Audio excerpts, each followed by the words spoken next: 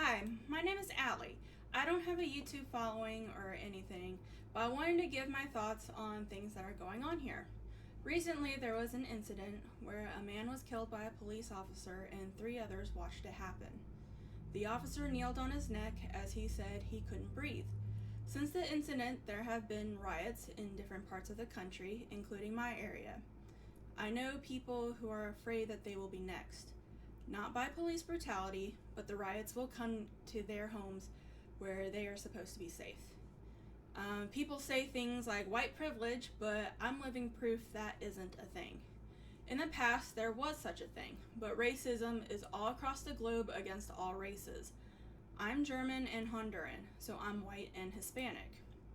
My beginning roots were poor, and eventually my family went up to middle class. I was severely bullied growing up and have been threatened to be killed by other people since the 7th grade. I've been bullied by white and black people. I've been through numerous abusive relationships and have had a life filled with various traumas to the point where I was diagnosed with PTSD, among other mental disorders. I'm disabled currently and live in poverty. Every day since I was a child, I have asked myself, what's the point in living anymore? Is today the day all my pain and suffering will end? I have been chronically suicidal since I was a child, with my first suicide attempt being when I was 9 years old. I have had numerous suicide attempts since and struggle with self-harm. I'm nearly 30 years old. I could share with you plenty of incidents where people treated me horribly due to my skin color. I live in a world where I am expected to be ashamed of the color of my skin and expected to pay for the sins of my ancestors or people I don't even know. I'm not a racist.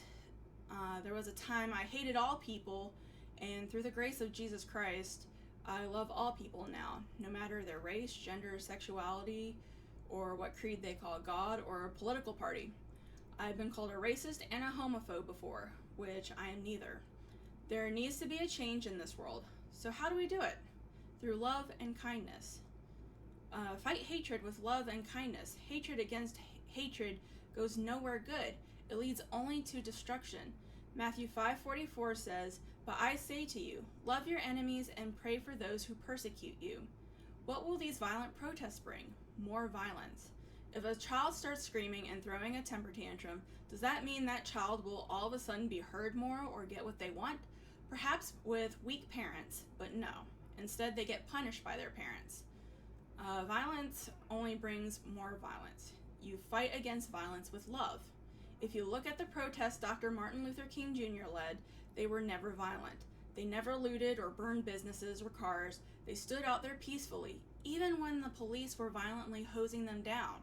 Is there still racism in this country? Yes, but I believe it's gotten so much better than it used to be. The problem is we live in a very fallen and broken world, filled with fallen and broken people. You're never going to fully eliminate racism, but adding more racism such as kill all the white people or let's post every white person's personal info online so they can be harassed doesn't end racism. It perpetuates it. Attacking police officers who haven't done anything wrong perpetuates racism. There are good police officers, there are good white people, there are good black people. There are good and bad people on all sides. So instead of coming together in violence, let's come together in love and kindness. Let's change the world for the better. Let's kill with kindness.